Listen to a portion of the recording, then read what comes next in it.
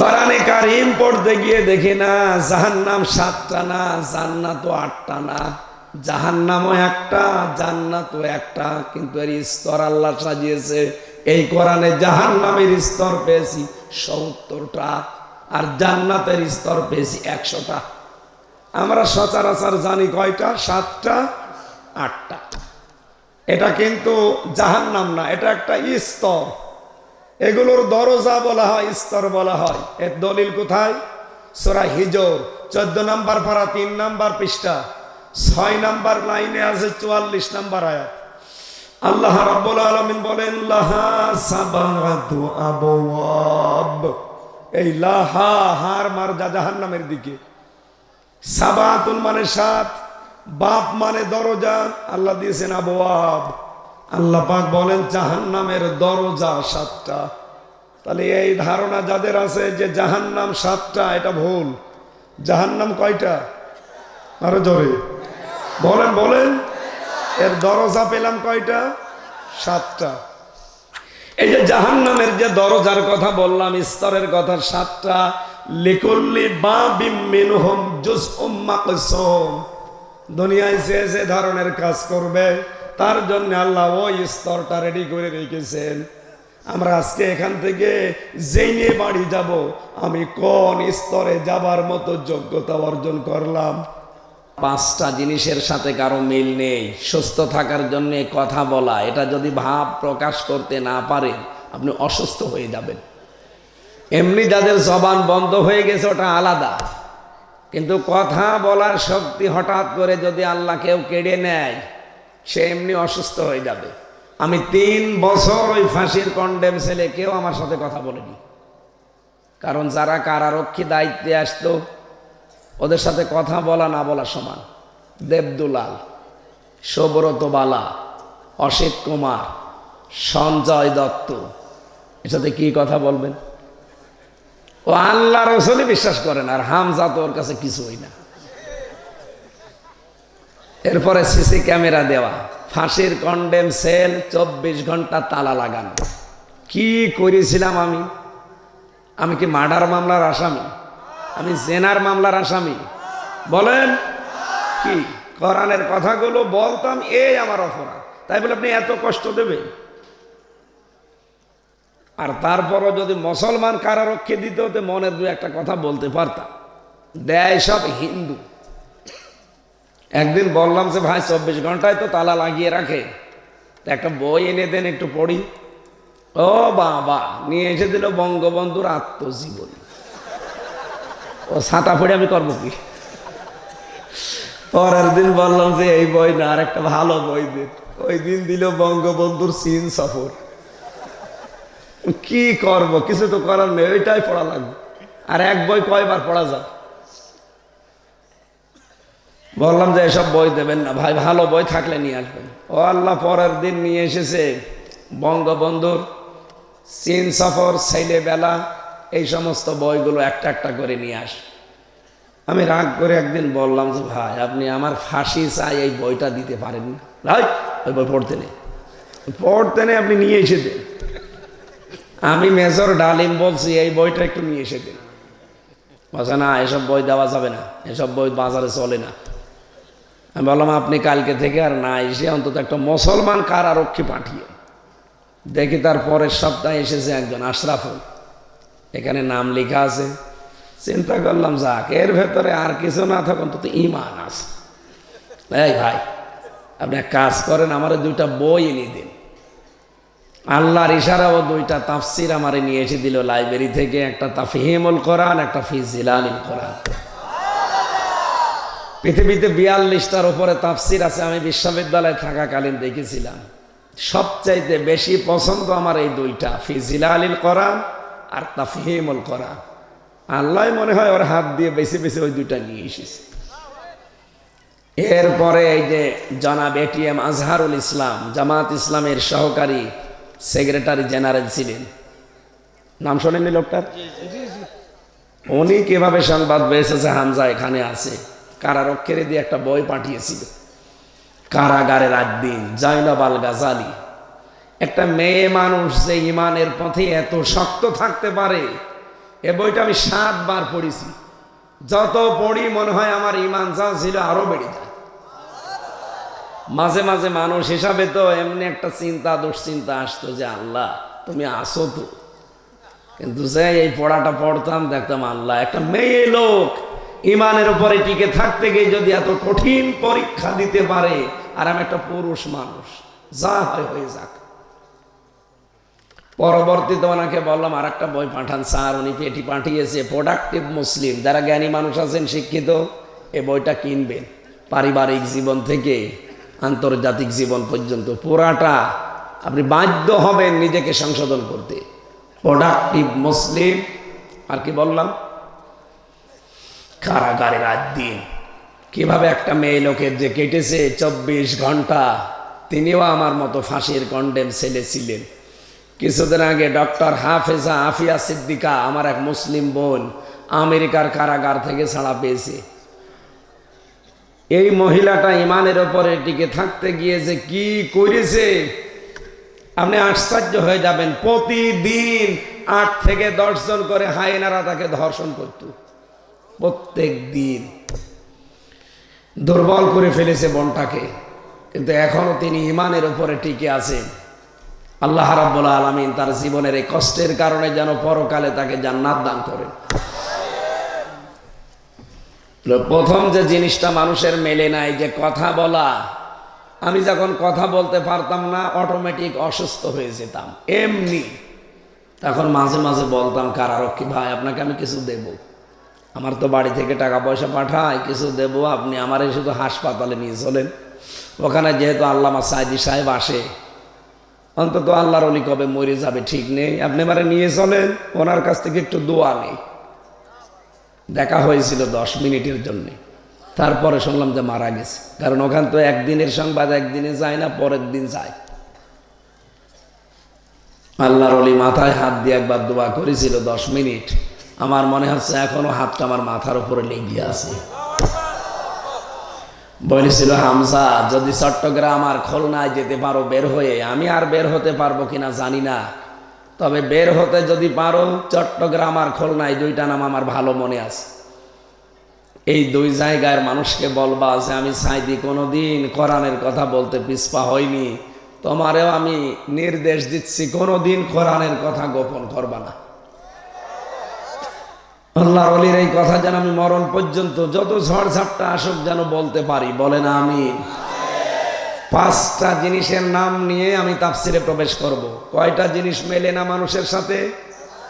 1 নম্বরে কণ্ঠের স্বর, 2 নম্বরে চামড়া। 9768 প্রকার চামড়া আছে আমাদের শরীরে, কিন্তু কারো চামড়া কারো সাথে মিল নেই। আপনি দেখেন এই ভাইয়ের চামড়ার সাথে আমার চামড়া মনে হচ্ছে মিল আছে না, চামড়া একই রকম লাগছে, কিন্তু ওনার চামড়া কেটে গেছে, এই যে ফেটে গেছে। আমার চামড়া নিয়ে লাগিয়ে দেন, পছন্দ ধরবে, চিকিৎসা বিজ্ঞান তাই বলছে। ওনার এই চামড়া ভালো বানাতে হলে ওনার এই 9768 প্রকার কোনো চামড়া কেটে ওনারে লাগিয়ে দেওয়া লাগবে। এটা দ্বারা আল্লাহ বোঝাতে চায় মানুষ পৃথিবীতে কেউ কারো বোঝা মরণের পরে বহন করবে না। তোর চামড়ার সাথে ওর চামড়ার মিল নেই, তোর চামড়ার সাথে ওর চামড়ার তো মিল নেই, শুধু দানা লাগিয়ে দিলে পছন্দ ধরে।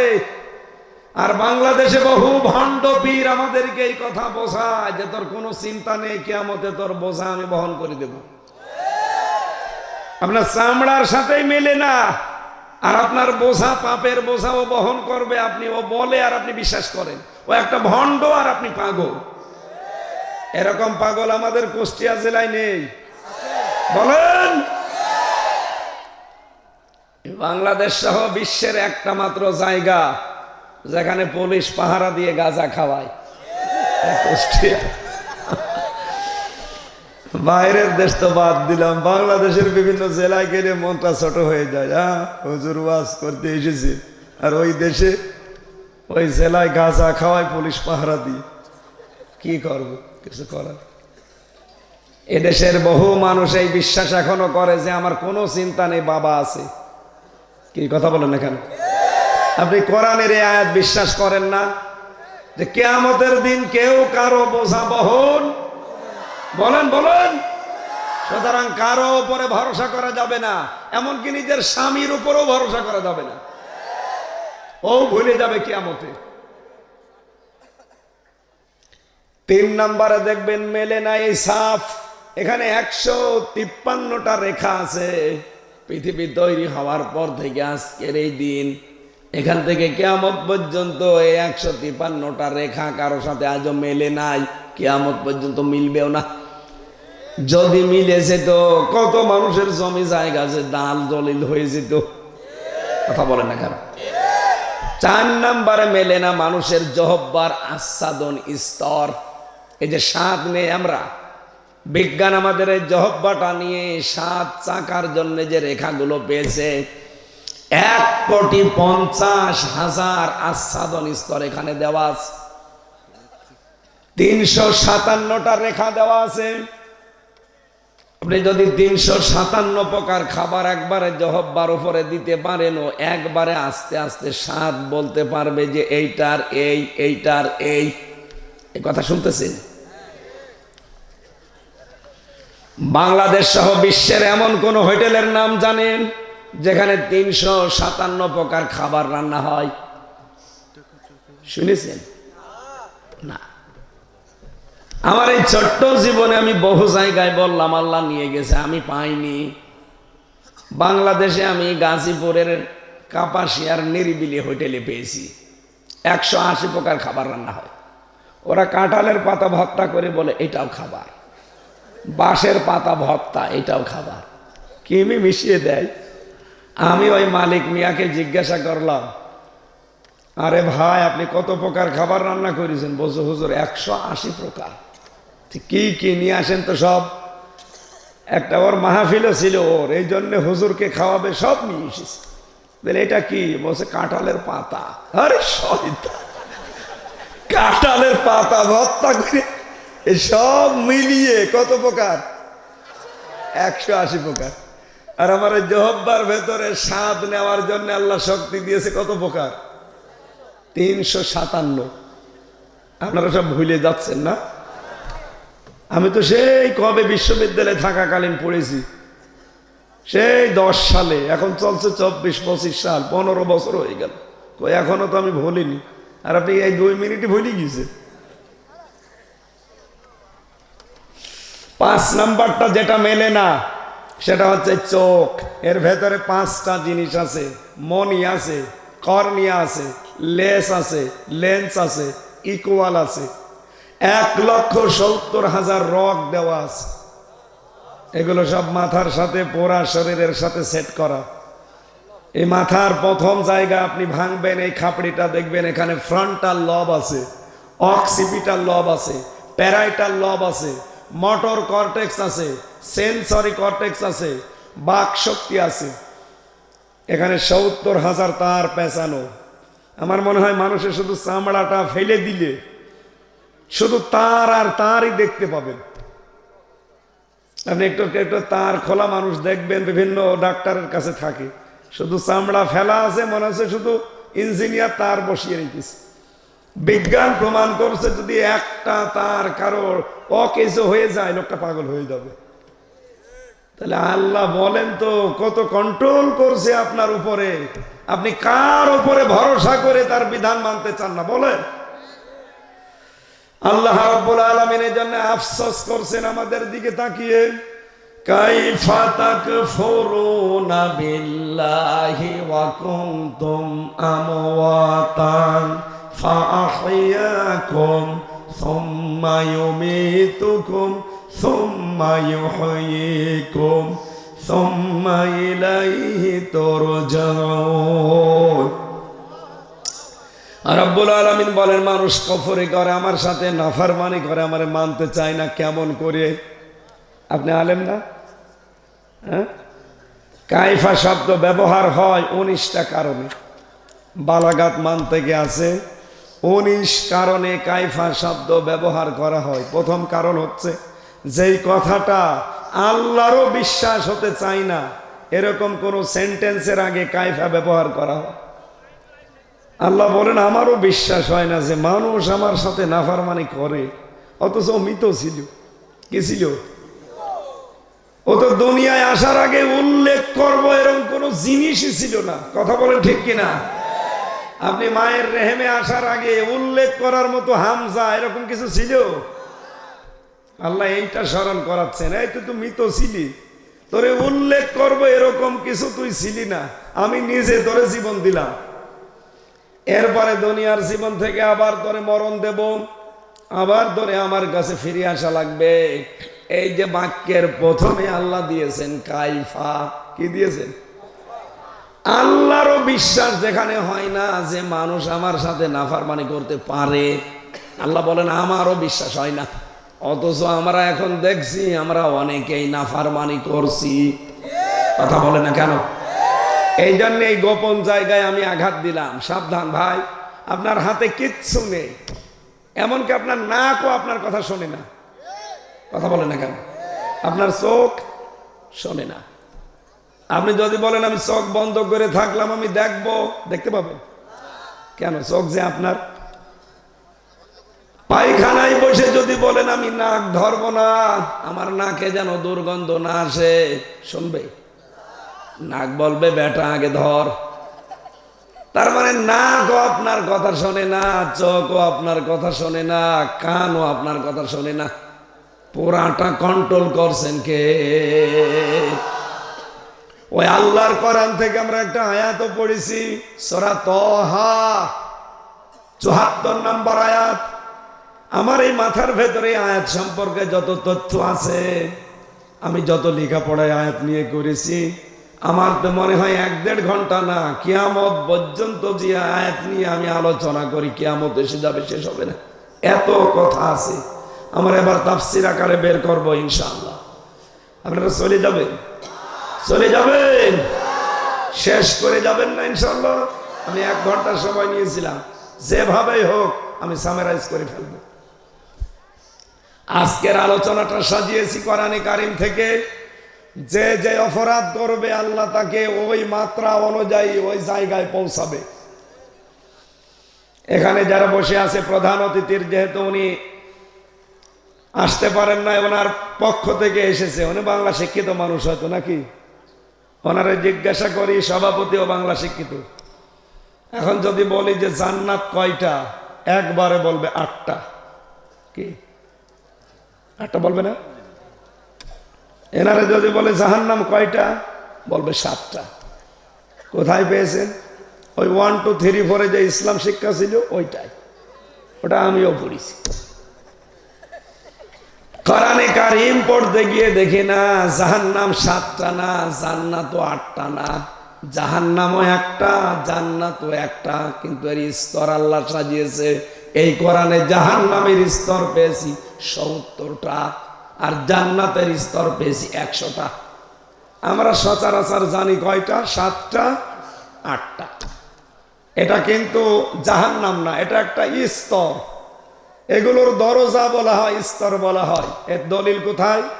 সূরা হিজর 14 নম্বর পারা 3 নম্বর পৃষ্ঠা 6 নম্বর লাইনে আছে 44 নম্বর আয়াত। আল্লাহ রাব্বুল আলামিন বলেন লাহা সাবাতু আবওয়াব। এই লাহা হার মার জাহান্নামের দিকে, সাবাতুন মানে 7, বাব মানে দরজা, আল্লাহ দিয়েছেন আবওয়াব। আল্লাহ পাক বলেন জাহান্নামের দরজা 7টা। তাহলে এই ধারণা যাদের আছে যে জাহান্নাম 7টা, এটা ভুল। জাহান্নাম কয়টা? আরো জোরে বলেন, বলেন। এর দরজা পেলাম কয়টা? 7টা। এই যে প্রাইমারি স্কুল আছে আপনাদের এখানে, 1 থেকে 5 পর্যন্ত পড়ায়, 5টা ক্লাসরুম আছে না? কথা বলেন না কেন? যে যেই ক্লাসে পড়ে তাকে সেই দরজা দিয়ে ঢোকা লাগে। ক্লাস 1-এ পড়ে, ও 5-এ যে বসে আছে, ও ক্লাস নিলে কিছু বুঝবে? ওরে ওই ক্লাসে যেতে হলে এখনো 4 বছর পড়া লাগবে। এই কথা বলেন না কেন? তাহলে জাহান্নাম কয়টা? আরো জোরে। স্তর, বাব, দরজা কয়টা? আপনার এখন এখানে আসার কারণ কি? আপনি আজকে বুঝে শুনে বাড়ি যাবেন। কোন দরজা দিয়ে প্রবেশ করার মতো যোগ্যতা আপনার হয়েছে? এখন যদি বলো হুজুর জাহান্নামের কথা বললেন, জান্নাতের কথা বলতে পারেন? জান্নাতেরটা পরে বলছি, আগে দেখি যে আয়াত পড়ি যেটা জাহান্নামের আয়াত। আল্লাহ রাব্বুল আলামিন বলেন, ইন্নাহু মাইয়াতি রাব্বাহু মুজরিমান ফাইন্না লাহু জাহান্নাম। অবশ্যই যে অপরাধী হয়ে, পাপিষ্ট হয়ে, গুনাহগার হয়ে তার রবের কাছে যাবে, আল্লাহ পাক তাকে দেবেন জাহান্নামে। কোথায়? লা ইয়ামুতু ফিহা ওয়ালা ইয়াহইয়া। লোকটা সেখানে মরবেও না, বাঁচবেও না, বাঁচা মরার মাঝে থাকবে। এই যে জাহান্নামের যে দরজার কথা বললাম, স্তরের কথা 7টা। লিকুল্লি বাবিম মিনহুম জুজউম মাকসুম। দুনিয়ায় যে ধরনের কাজ করবে তার জন্য আল্লাহ ওই স্তরটা রেডি করে রেখেছেন। আমরা আজকে এখান থেকে জেনে বাড়ি যাব, আমি কোন স্তরে যাবার মতো যোগ্যতা অর্জন করলাম। যদি একটাও না থাকে আলহামদুলিল্লাহ, জান্নাতের আমি 8টা বলবো, যদি থাকে আলহামদুলিল্লাহ। কথা বলেন না কেন? জাহান্নামের যে দরজাগুলো আছে তার প্রথম নাম্বার দরজার নাম হচ্ছে জাহান্নাম। কি নাম? এর প্রথম নম্বর দরজার নামই জাহান্নাম। এটা সূরা নাবার 21, 22, 23 নাম্বার আয়াতে আপনি পাবেন। রব্বুল আলামিন বলেন, ইন্না জাহান্নামা কানাত মিরসাদা লিত্তাগিনা মাআবা লাবিসিনা ফিহা আহকাবা। অবশ্যই জাহান্নাম একটা ফাঁদ। এটা কি? এটা ফাঁদ। এই জাহান্নাম নামক দরজা দিয়ে, এই ফাঁদ দিয়ে আমি আল্লাহ তাদেরকে আটক করব, দুনিয়ায় যারা সীমা লঙ্ঘনকারী। কি লঙ্ঘন? যারা সীমা লঙ্ঘন করে এদেরকে আমি প্রবেশ করাবো। 2 নম্বরে যারা অস্বীকারী। কি অস্বীকারী? যারা সত্যকে অস্বীকারী। তাহলে জাহান্নাম নামে যে দরজা, এই দরজা দিয়ে যাওয়ার গুণ পেলাম কয়টা? বসো, কথা শুনতে এসেছেন, আসলে চলে যাচ্ছে। এটা ক্লাস চলছে, এই ক্লাস থেকে আজকে কিছু নিয়ে যাওয়া লাগবে। কথা বলেন না কেন? আমি চিল্লিয়েই গেলাম, আপনি শুনিয়েই বাড়ি চলে গেলেন, কিছু যাওয়ার সময় নিতে পারলেন না। এরকম মাহফিল প্রতি বছরে 10টা দিলেও লাভ নেই। আপনি অন্তত ক্লাস থেকে কিছু নিয়ে যান। কথা বলেন না কেন? তাহলে প্রথম নম্বরে জাহান্নাম নামে যে দরজা, এই দরজা দিয়ে তারা ঢুকবে যাদের 2টা গুণ আছে। আপনি মিলান তো, বাংলাদেশে গুণের মানুষ নেই। যারা সীমা লঙ্ঘন করেন আর যারা অস্বীকার করেন। নবীজি বলেন, কুল্লু উম্মতি ইয়াদখুলুনাল জান্নাহ ইল্লা মান আবা। আমার প্রতিটি উম্মত জান্নাতে যাবে, তবে আবা ছাড়া। সাহাবী বলেন, কিলা ইয়া রাসূলুল্লাহ মান আবা? আবা কি? নবীজি বললেন, মান আতাআনি দাখালাল জান্নাহ ওয়া মান আসানি ফাকাদ আবা। যে লোকটা আমাকে অনুসরণ করে সেই লোকটা জান্নাতে যাবে আমার সাথে, আর যে লোকটা আমার অবাধ্য সেই আবা, সে জাহান্নামে যাবে। তার মানে এখান থেকে প্রমাণ পেলাম, অস্বীকার করা মানে রাসূলের আদর্শকে অস্বীকার করা। এই কথা বলেন না কেন? আপনি এবার নিজের সাথে মিলান আপনার আদর্শকে। এবার আমি জানি আপনার মন খারাপ হবে। যে সূরাটা পড়লাম, সূরার নাম তহা। সূরার নাম কি?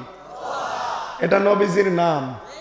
পড়া কোরআনে আল্লাহ এরকম নবীর নাম দিয়েছেন 99টা। কয়টা? বিশেষ নাম আছে 7টা। কয়টা? তার ভেতরে তহা একটা। আল্লাহ ডাক দিয়েছেন তহা, ইয়াসিন, মুজাম্মিল, মুদ্দাসসির, আহমদ, মোহাম্মদ, আব্দুল বা আব্দুল্লাহ। কয়টা? 7টা। বলেন বলেন। আরো আনুষঙ্গিক নাম আপনি পাবেন। ওই যে সূরা আহজাবের 44, 45, 46 নাম্বার আয়াতে আছে। রব্বুল আলামিন ওখানে 5টা নামে নবীকে ডাক দিয়েছেন। ইন্না আরসালনাকা শাহিদাও ওয়া মুবাশশিরাও ওয়া নাযীরা ওয়া দাঈয়ান ইলাল্লাহি বিইযনিহি ওয়া সিরাজাম মুনীরা। বলেন আল্লাহু আকবার। তাহলে নবীর নাম আমরা প্রথম পেয়েছি তহা। কি পেয়েছি? আরো জোরে বলেন। এই নামে আল্লাহ তার নবীকে ডাক দিয়েছেন, সেই সূরা থেকেই পড়লাম। নবী বাদ দিয়ে যারা অন্য কারো আদর্শকে গ্রহণ করেছেন, আপনি অস্বীকারী। আমার কথা বোঝা গেছে? সুতরাং এখনই আপনাকে পাল্টাতে হবে, এক্ষুনি। কারণ আমি আমার জেলার লোক যে জাহান্নামে যেতে দিতে চাই না। আমি দেখতে পাচ্ছি কোরআনের আয়াতের এই চোখে লাগিয়ে, সূরা হাদীদ 28 নম্বর আয়াত, ইয়া আইয়ুহাল্লাযীনা আমানুত্তাকুল্লাহা ওয়া আমিনু বিরাসূলিহি। এই যে ওয়া আমিনু বিরাসূলিহি আয়াতের ব্যাখ্যা যত মুফাসসির আছে সবাই একমত যে রাসূলের আনুগত্য করা, রাসূলের আদর্শবাদ দিয়ে অন্য কাউকে মানা যাবে না। সুতরাং এই বাংলাদেশে যারা বিশ্ব নবী বাদ দিয়ে অন্য কাউকে আদর্শ মানেন, আপনি লিখে নিতে পারেন আপনি জাহান্নামী। এই শক্ত কথাগুলো বলা হয়তো এই কারণে জেলে রেখেছিল। আমি যদি এই কথা বলতাম, এই আয়াত গোপন করে যে যার ভালো লাগে যা তাই করেন, কিয়ামতে আমি আছি, অসুবিধা নেই। কি কথা বলেন না কেন? আমার জেলে না, সরকারি চাকরি দিয়ে দিত। আমার ধরার পরের দিনই ওরা বলেছিল, যা যা বলতে বলছি এইগুলো শুধু ম্যাজিস্ট্রেটের কাছে যে বলবেন, তাহলে আপনাকে বিশ্ববিদ্যালয়ের ওলামা লীগের সেক্রেটারি বানিয়ে দেবে। দরকার নেই, ওই শয়তানি সেক্রেটারি হওয়ার কোনো দরকার নেই। ওই সময় এমনিতেই আমি আকিস গ্রুপে ছিলাম, আমি তো লালে লাল। ওই সময় আমার গাড়ি দিয়েছিল দেখি না, কোটি টাকার উপরে বেতন দিত ওরা, লক্ষ লক্ষ টাকা, যা লাগতো আমার পরিবারে সব দিয়ে দিত। এরপরে ওদেরকে যদি বলতাম আমার এখন 20 লাখ টাকা লাগবে, সব চেক লিখে দিত, দিয়ে দিত, জিজ্ঞাসাও করতো না কি হবে। এত ভালোবাসতো মালিক আমারে, নিজে এত বিশ্বাস করতো। আকিজের বড় ছেলের কাছে থাকতাম। এই শয়তানরা এমন একটা ঝামেলায় ফেলে দিল, গাড়িটাও প্রশাসন নিয়ে আদালতে দিয়ে দিল। আর আমার ধরার পরের দিনই আমার বাপরে বলল যে 50টা মামলা দেব, এক্ষুনি 10 লাখ টাকা নিয়ে আসেন। বাবা তো গ্রাম্য মানুষ, ও ভয়তে মনে করছে আমার একটা ছেলে মেরে ফেলবে, তাড়াতাড়ি করে শেষ বেশ করে টাকা দিয়ে দিয়েছে। শয়তানরা কি কথা ঠিক রেখেছে, টাকাও নিয়েছে, পরের দিন মামলাও দিয়েছে। এই যে কথাটা শক্তভাবে বললাম, এটাকে আমার বানানো কথা, যে আপনার আদর্শ ঠিক নেই আর আপনি নামাজ পড়েন, রোজা রাখেন, সূরা হাদীদের 28 নম্বর আয়াত কেটে বাদ দিয়ে দিন। যারা তাফসীর পড়তে পারে তাদেরকে জিজ্ঞাসা করেন, হয়তো জানার পরেও অনেক আলেম গোপন করে রাখবে, আমি জানি না। আমার তো ঠোঁট কাটা, কে খুশি হবে নারাজ হবে আমার দেখার দরকার নেই। যার আদর্শ ঠিক নেই ও মরে গেলে বিনা বিচারে বিনা হিসাবে জাহান্নামী। এবার আপনি কি করবেন, আপনি সিদ্ধান্ত নিয়ে বাড়ি যান। যান। দ্বিতীয় নম্বরে, তাহলে অস্বীকারী রাসূলের আদর্শকে যারা অস্বীকার করে, বিশ্ব নবীর আনুগত্য যারা করে না, এই মানুষগুলো এরা জাহান্নামে যাবে। আর বাকি যারা রাসূলের আনুগত্য করে চলে, তার রেসালাত মেনে চলে, তার আদর্শ মেনে চলে, এই মানুষগুলো হচ্ছে নবীজির সাথে জান্নাতে থাকবে। দ্বিতীয় নম্বর, জাহান্নামের দরজার নাম পেয়েছি লাজা। কি বললাম? নাম শুনেছেন কোনদিন? এত কঠিন এই দরজাটা, সূরা মাআরিজের 15 নম্বর আয়াতে আছে। এই ভালো করে মিলাবেন, কাল্লা ইন্নাহা লাযা। আল্লাহ পাক বলেন এই দরজাটা এত কঠিন, নাযাতাল লিশাওয়া, এ দরজা দিয়ে ঢুকলে আগে চামড়া খসে পড়ে যাবে। কুষ্টিয়াবাসী, পৃথিবীতে এমন কোন ঘরের নাম শুনেছেন যেখানে গেলে চামড়া খসে যায়? না। আমি রিমান্ডে পেয়েছিলাম, হ্যাঁ নখ খসে যায়, ওই যে দেখালাম, চামড়াও খসায়। এই যে হাতের এই তালুর চামড়া আমি অনেককে দেখেছি, ওরা এখান থেকে ব্লেড দিয়ে কেটে দেয়, অথবা ওদের কাছে একটা আলাদা মেশিন আছে, এখানে কেটে দেওয়ার পরে একটু ফাঁকা হয়ে যায়, ওটা একটা প্লাস আছে এক ধরনের, ওইটা টান দেয়, এক টানে হাতের পোড়াটা উঠে যায়, তারপরও টান দেওয়া লাগে। অথচ আল্লাহ নাজ্জাত লিশ-শাওয়া দিয়ে জানিয়েছেন, বান্দারা যদি কেউ লাজায় আসে ও দরজা দিয়ে ঢুকতে দেরি, সঙ্গে সঙ্গে ওর পুরা শরীরের চামড়া খসে যাবে। কাদেরকে এই দরজা ডাকবে জানো? আমি তো আয়াতটা পড়ার পরে দেখি বাংলাদেশে হাজার হাজার মানুষ দৌড়াচ্ছে, তাদউ মান আদবার ওয়া তাওয়াল্লা। এই জাহান্নামে লাজা তাদেরকে ডাকবে যেই মানুষগুলো দুনিয়াতে সত্যকে সত্য জানার পরে আবার টান করে মুখ ফিরিয়ে চলে যায়। বাংলাদেশে নেই?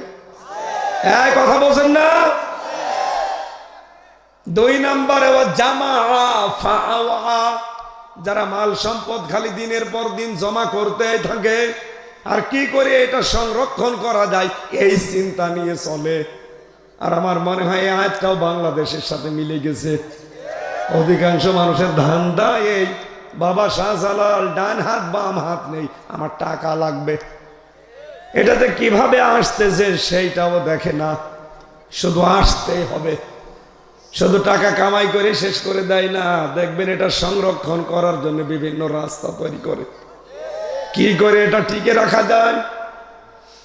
ও ভাইরা, আমি আমার ইমান থেকে সত্যি কথা বলছি, এই পৃথিবীর জমিনটা আল্লাহ জানিয়েছেন ধোঁকা। এটা জেলে যাওয়ার পরে আমার কাছে আরো স্পষ্ট বেশি হয়েছে। আমি আমার নিজের পূর্বপুরুষ মাত্র 3টা চিনি। আমার বাবার নাম রিয়াজউদ্দিন, তার বাবার নাম জাহান আলী, তার বাবার নাম নমাজ আলী, এরপরে আমি চিনি না। এই যে ডাবিরা ভিটা আমার বাড়ি, এরপরে আমার আর চিনা নেই, আর আমার জানাও দরকার নেই। মাত্র খুব বেশি হলো 60-61 বছর আগেই এই নমাজ আলীর বাবা মারা গেছে।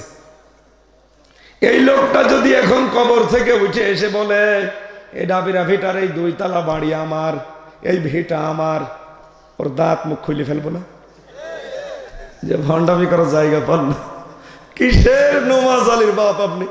আমি তো নমাজ আলীকে চিনি না। আর কথা বলেন এখানে, এইটার নাম দুনিয়া। আপনার অবৈধ সম্পদ, আপনার বউ, আপনার ছেলে মেয়ে, আপনার মা বাবা, এরা ভোগ করার জন্য 2 পায়ে খাড়া, কিন্তু আপনি যে অবৈধ কামাই করে গেলেন এর জন্য যে গোনা, একটা গোনা আপনার বউ নেবে না।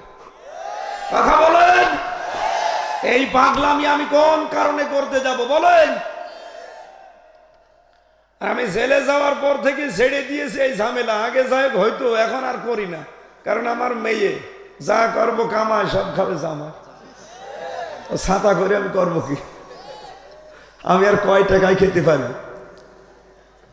এই জন্য এখন থেকে আমি আকিস গ্রুপে এখনো আছি খতিব হিসাবে।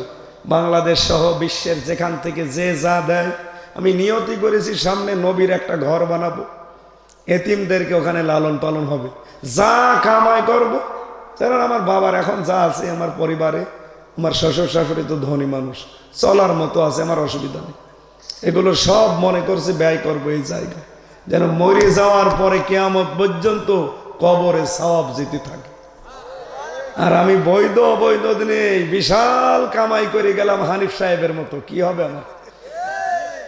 আপনি খোঁজ নিয়ে দেখেন হানিফ সাহেবের যে অবস্থান, বিশেষ করে বাগেরহাট, খুলনা আর সাতক্ষীরা, আমার মনে হয় 3 জেলার পুরো অর্ধেকই ওনার। কত সম্পদ বানিয়েছিল। ওনার এক চাচাতো ভাই না মামাতো ভাই না, নাম ডাকা ভাই আতা, আপন ভাই না, এটা নাম ডাকা অথবা চাচাতো খালাতো ফুফাতো সমুদ্রের সমুদ্রের সমুদ্রে এরকম হবে। এই লোকের বউ চাকরি করতো প্রাইমারিতে, তার 1000 কোটি টাকার মালিক। বেতন আলাদা মানে আল্লাহর ওলিরা সব দিয়ে যেত। কি করলেন আপনি এগুলো উপায় করে? যদি আপনি বৈধ পথে থাকতে পারতেন হয়তো এখন কুষ্টিয়াতে থাকতে পারতেন। কথা বলেন না কেন?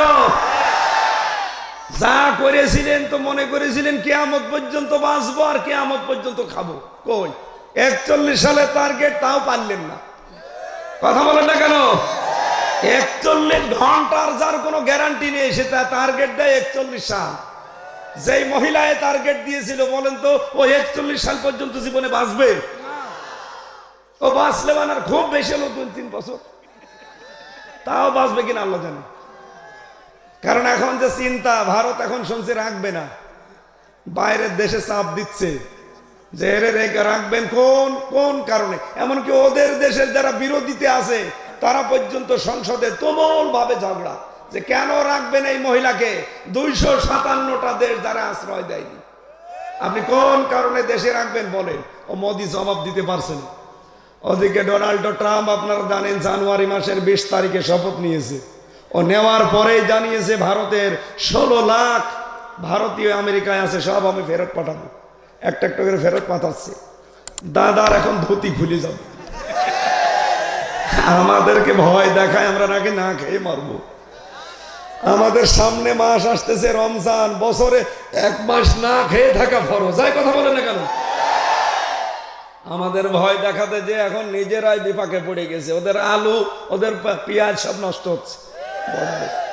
এখন হাত পা চেপে ধরছে, না আসো 10% ডিসকাউন্ট তোমাদের চিকিৎসায়, হোটেল মোটেল সব। বিশ্বে 257টা দেশে মাইক্রোসফট, এরা খ্রিস্টানরা চালায়। এরা রিপোর্ট দিয়েছে সবচেয়ে বেশি মিথ্যা তথ্য পরিবেশন করে ভারত। সুতরাং বাংলাদেশে সাম্প্রদায়িক উস্কানি দেয় ওরা। এই কথা বলেন না কেন? এই জন্য আহ্বান জানাচ্ছি, এই 2 দিন ধরে যেটা চলছে কারো উস্কানিতে পা দেওয়া যাবে না ভাই। ওনারা বসে বসে ওখান থেকে উস্কানি দেবে আর আপনি পা দেবেন। পেছনে এমন ভাবে লাল করবে না, এই যে ডেভিল হান্ট চলছে, যেই কয়টা ধরেছে ওদের পেছনে তাকাতে পারবেন না, এমন লাল। আর্মির মায় তো খাননি, কাপড় তুলে মারে। ওই যে গোপালগঞ্জে একবার উস্কানিতে পা দিয়ে আপা চলে আসেন, এমন পিটানো পিটিয়েছে পেছনে বাদরের মতো লাল হয়ে গেছে। ওই সময় সন্তান গোপালগঞ্জ থেকে কেউ যদি ঢাকায় আসে, বসে আসলে 300 টাকা, দাঁড়িয়ে আসলে 1000 টাকা। বসবে কি করে? বসার কায়দা রাখে না। আপনাদেরকে একটা কথা বলা যাবে না, আপনি বসেন। আজ কয়দিন ধরে সিলেটের জৈন্তাপুরে, এই 4-5 দিন হয়ে গেল, যেই দিন 32 নাম্বার ভেঙেছে ওই দিনের পরেই 5 তারিখের পরে 6 তারিখে সিলেট জৈন্তাপুরে আমাদের মতো কিছু নামদারি আলেম নামে জালেম, তাদেরকে ওই বাতিলরা 3 কোটি টাকা দিয়েছে। দিয়ে বলেছে বাংলাদেশে তোমরা এই কথা ছড়াবা, জামাত ইসলামের আকীদা ঠিক নেই, এরা দাড়ি রাখে না, এরা টুপি মাথায় দেয় না, এরা খালেদার সাথে ছিল, এদের দ্বারা ইসলাম কায়েম হবে না। সুতরাং এই দেশে ইসলামপন্থীরা যখন এক হয়ে যাচ্ছে, 3 কোটি টাকা দিয়ে ওদেরকে পথে নামিয়েছে যেন এদের ভেতর ফাটল ধরে। একটাকে পুলিশে ধরেছে, এমন পিটানো পিটিয়েছে, বলছে আমারে পিটাবেন না, আমি সব বলে দিচ্ছি। বলে বল, 3 কোটি টাকা জীবনে চোখে দেখিনি, পেয়েছি, এটা হালাল করা লাগবে না। এই কারণে এখন আমরা এগুলো ছড়াই। এই জন্য ইসলামপন্থী যারা আমরা মুসলিম আছে, আলেম ওলামা আছে, যে দল করেন ভাই, আপনার দল আপনার কাছে রাখেন। এই দেশে সব ইসলামপন্থীরা এখন চেষ্টা চালাচ্ছে আমরা নির্বাচনে ইসলামের একটা বাক্স দেব। এই কথা বলেন না কেন? 54 বছর তো অনেক কিছুই দেখেছি, শান্তি পাইনি। এখন শুধু বাকি আছে এইটা দিয়ে দেশ চললে কেমন দেখা যায়, এটা দেখতে চাই না আমরা। কারা কারা চান দেখতে? লিল্লাহে তাকবীর।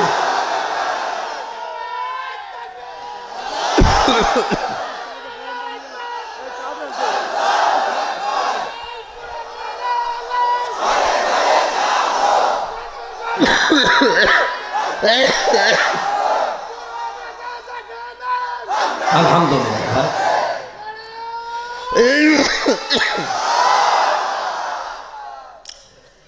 সম্মানিত ভাইরা, জেলখানার 3 বছরে আমার এই দোয়াটা তাহাজ্জুদে প্রতিদিন ছিল, আল্লাহ বের যদি করবো, জীবনে কিচ্ছু চাই না, চর্ম চোখে শুধু দেখতে চাই 56,000 বর্গ মাইল তোমার কালাম দিয়ে চলছে। যেহেতু আমি বিশ্বাস করি ওই সময় আমি অসুস্থ ছিলাম, ওই সময় আমি মজলুম ছিলাম, আর নবীজি জানিয়েছে মজলুমের দোয়া আল্লাহ ফেরত দেয় না। সুতরাং আমি বিশ্বাস করি আমার দোয়া কবুল হবে। আমি চর্ম চেখে দেখতে পারবো যে বাংলাদেশ কোরআন দিয়ে চলছে। আর সেই অবস্থার সামনে কিন্তু প্রায় চলে এসেছে। এই কথা বলেন না কেন?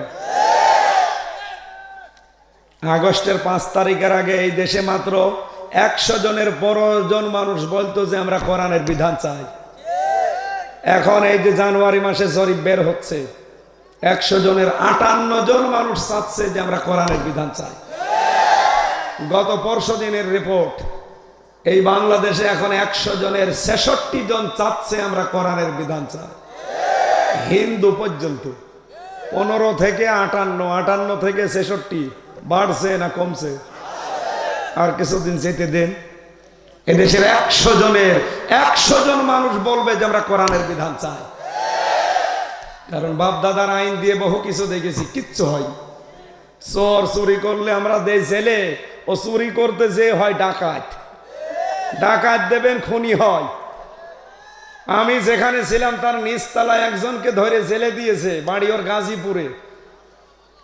ওরে দিয়েছে গাঁজা খাওয়ার কারণে জেলে। ও শয়তান ওর ভেতরে যে গাঁজার গাছ লাগিয়েছে। জেলার এসে বলছে, কি গো তুই গাঁজার গাছ পেলি কোথায়?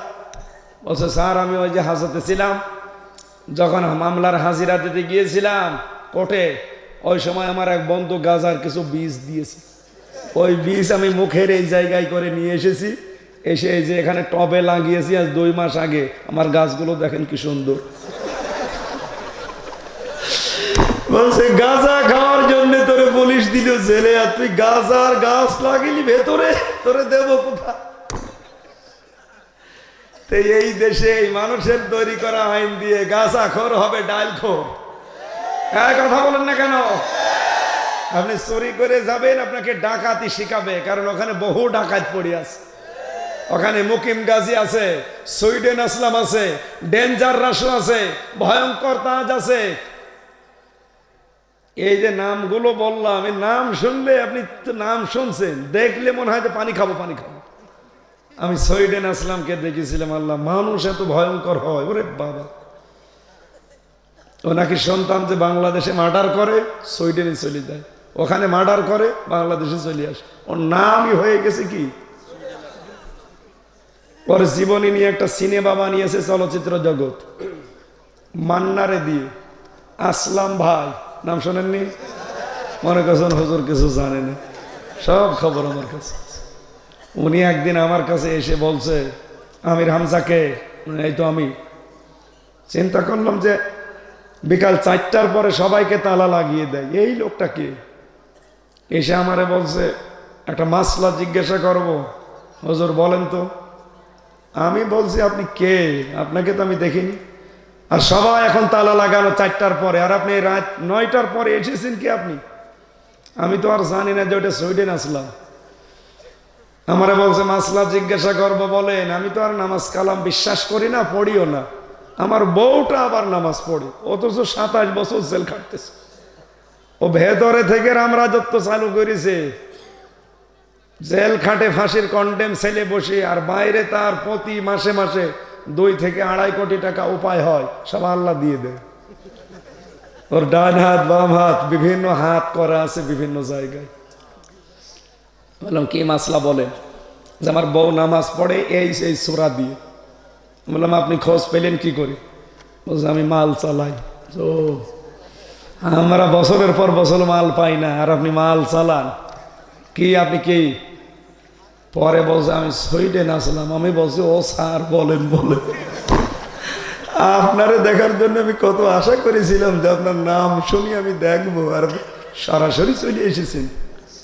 ওই দিন দেখলাম, আল্লাহ, ওরে দেখলে যে এসে 2 গ্লাস পানি খাবো, যেই রকম হয়েছে লম্বা সেই রকম ভয়ঙ্কর।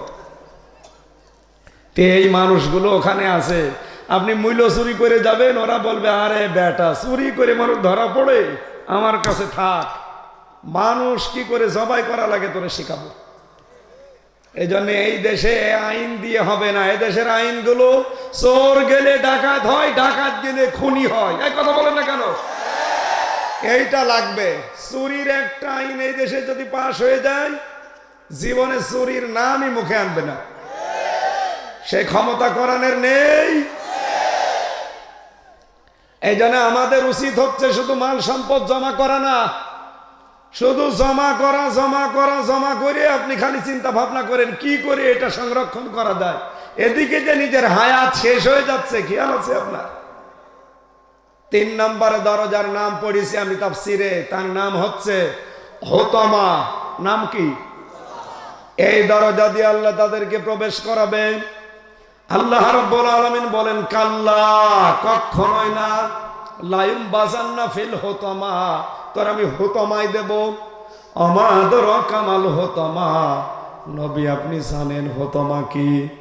নারুল্লাহিল মুকদা, এটা সরাসরি আল্লাহর জ্বালানো আগুন। কার? আল্লাহ নিজে জ্বালিয়েছে, পুরাটাই আগুন। কাদেরকে দেব জানো এই জায়গায়? আমার মনে হয় এই আয়াতটা পড়লে আপনি দেখবেন এই কুষ্টিয়াতে আরো বেশি পাবেন। যারা সামনে পেছনে মানুষের গীবত করে, এটা নেই দেশে? কারো ভেতরে কোনো দোষ যদি থাকে, ওই দোষের কথা মানুষের কাছে বলে বেড়াবেন, ওইটা হবে গীবত। আর যদি ওই দোষ তার ভেতরে না থাকে, বানিয়ে বানিয়ে তার উপরে চাপিয়ে দেন, ওইটা হবে তহমত।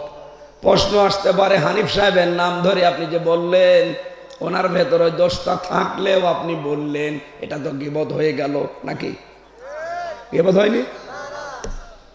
4টা কথা মনে রাখবেন। এই 4টা জায়গায় যদি কেউ নাম ধরেও কথা বলে, তার গীবত হবে না।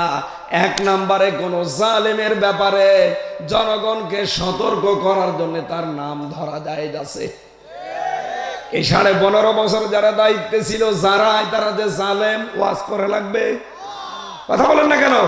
আমি তো নিজেই ভিকটিম, এই জন্যই বলছি। ওনার আমরা অভিভাবক মনে করতাম কুষ্টিয়ায় পুরা এলাকার জন্য, অথচ কি করেছে, এত রাগ ওনার উপরে মানুষের, ওনার বাড়িটা পর্যন্ত 2বার করে আরেকবার ভেঙেছে। ওনার চাইতে বড় নেতা বাংলাদেশে আমি তো দেখেছি, ওনার চাইতেও বড় বড় নাম করা নেতা, আরো পুরাতন নেতা, কই তাদের বাড়ি ঘর তো এখনো ভেঙেছে, কিন্তু এত রাগ নিয়ে ভাঙেনি। একবার ভেঙেছিল 5 তারিখে বিকালে, আবার এই 5 তারিখে ভেঙেছে। এই কথা বলেছেন এখানে। এই জন্য জালেমের নাম ধরে জনগণকে সতর্ক করার জন্য, সামনে যেন তার জুলুম থেকে বেঁচে থাকা যায়, তার নাম ধরা যায়। 2 নম্বরে, যে সন্তান সমর্থ আছে, টাকা পয়সা আছে, প্রভাব প্রতিপত্তি আছে, অর্থ সম্পদ আছে, এরপরও সে মা বাবার খোঁজ নেয় না, তার মা বাবার পেছনে খরচ করে না, এইরকম সন্তানের নাম ধরে জনগণকে সতর্ক করা যায়। আমি কথা বোঝাতে পারছি? এই জন্য আমি কয়েকজনের নাম ধরলাম সতর্ক করার জন্য। এটা গীবত হবে না। আমরা যারা আন্দাজে মানুষের গীবত করি বসে বসে এক জায়গায়, আপনি কিন্তু মরা ভাইয়ের গোশত খাচ্ছেন। 4 দোকানগুলোতে এগুলো বেশি হয়। আল্লাযী জামা মালা ওয়া আদ্দাদা, আল্লাহ তাআলা বলেন যে মানুষগুলো মাল জমা করে। কি জমা করে? আর বারবার গণনা করে। ইয়াহসাবু আন্না মালাহু আখলাদা, ও মনে করে মাল আমার কাছে স্থায়ীভাবে থাকবে। এখন মাল কি? মাল মানে আমাদের সাবেক অর্থমন্ত্রী আবুল মাল, নাকি যেটা যে কিছুদিন আগে চলে গেল কামাল, লোটাস কামাল? আবুল মালও না, লোটাস কামালও না। মাল মানে না। এই পৃথিবীতে তাফসিরে আমি পড়েছি মাল শব্দের ব্যাখ্যা 4টা। কয়টা? আরো জোরে বলেন। 1 নম্বরে, পৃথিবীতে আদ-দুনিয়া কুল্লুহা মাতাউন ওয়া খায়রু মাতাউদ দুনিয়া ইমরাতুস সালিহা। নবীজি বলেন পৃথিবীর সব কিছুই মাল সম্পদ, এর ভেতরে উত্তম সম্পদ হচ্ছে আল্লাহওয়ালা মেয়ে মানুষ। তাহলে আল্লাহওয়ালা মেয়ে মানুষ এটা সম্পদ, মাল। কথা বলেন না কেন? মেয়েরা যারা এসেছেন, আপনি যদি আল্লাহওয়ালা মেয়ে মানুষ হতে চান, মাস্ট বি আপনাকে 4টা কাজ করা লাগবে। 1 নম্বরে, স্বামী যখন বাইরে থেকে আসবে, স্বামীকে আনন্দ দেওয়ার জন্য কথাবার্তা বলবেন, যেভাবেই হোক স্বামীকে খুশি করাই লাগবে। 2 নম্বরে, স্বামী যখন বাইরে যাবে, তখন আপনার ইজ্জত, আপনার স্বামীর সম্মান, এবং সন্তান আর সম্পদ হেফাজত করবেন। 3 নম্বরে স্বামী যখন বাইরে কাজ করবে দিনের জন্য, ইসলামের জন্য, মানবতার জন্য, আপনি পেছন দিক থেকে খাদিজার মতো সাহায্য করবেন, উৎসাহ দেবেন দরকার হয়। 4 নম্বরে স্বামী যেটা পছন্দ করে জীবন চলে গেলেও ওইটা আপনাকে মানা লাগবে।